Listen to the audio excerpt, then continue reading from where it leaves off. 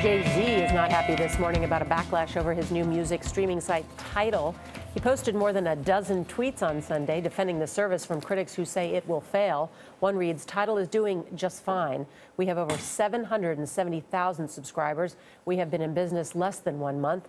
Another one says, "The iTunes store wasn't built in a day. It took Spotify 9 years to be successful." Joe Levy is a contributor to Rolling Stone and Cuepoint on Medium.com. Joe, good morning. Good morning. So he says there's a smear campaign against him. He does indeed say that. He's reacting to some very bad press. Bad reaction around the big Tidal launch. People said, why are these millionaires asking for my money? There were a lot of artists lined up, Madonna, Kanye West, Daft Punk, Jack White. And then just last week, there was a story that Tidal had dropped out of the top 700 iTunes downloads. And one piece labeling it a flop was referenced by other articles online. And all of a sudden, 3 weeks in, there are a bunch of stories online calling this a flop. And then it gets picked up over and over with the words flop. That's right. It's an echo chamber. But doesn't he have a point to be judged when you've just started something 3 months in? 3 weeks in. 3 weeks 3 in. months in might be an interesting time to talk about what are they doing. And they're 3 weeks in. They're 3 weeks in, and usually the kind of thing they're doing would be celebrated. They're trying to innovate. They're offering exclusive music, which no one in the streaming game had done yet. It probably will happen as iTunes moves forwards with relaunching Beats. Usually it'd be celebrated. They've had extraordinarily bad reaction. Okay, so who is he unhappy with? Well, people who don't like him and want to pay him money. He's unhappy with the criticism, and the criticism is widespread. Some of it is coming just from the general public, which has had a very bad reaction to this big Tidal launch, which was presented as a revolution.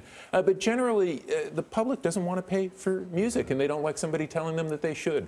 So it's not that he thinks somebody's in there trying to... He does, actually. There are specific Twitter accounts set up to attack Tidal, and he is suggesting that there's a smear campaign that competitors are putting money out there to generate bad press. Which competitors? Well, he's not saying, but the major competitors are Apple and Spotify. I couldn't tell you if there's a smear campaign, but in the world of the corporate shenanigans, do people try to generate bad press for others? Sure. So and he's in spin control mode. What does Jay-Z and his team have to do to make sure it's a success? And when should they really fairly be judged on whether this thing is working? Well, I would say a couple of months in would be a lot better than a couple of weeks in, but this is going to be a long streaming war coming. This is not just one battle. We're one battle in. We should be looking at them months or a year down the line. What do they have to do? Continue to deliver exclusive music from that big range of superstar artists, and they've diversified their offerings. They're showing videos. They're streaming Jack White concerts. He says they're going to have sporting events. They want to be an entertainment company. They need time to build it. It's a little too soon to judge. I agree. When somebody mentioned this to me last week, I said, we just announced this 2 weeks ago. We're talking about our show. Well, things move quick. It's the technology world. I mean, the Apple Watch, that's already passé. We got it last week. Let's everybody calm down.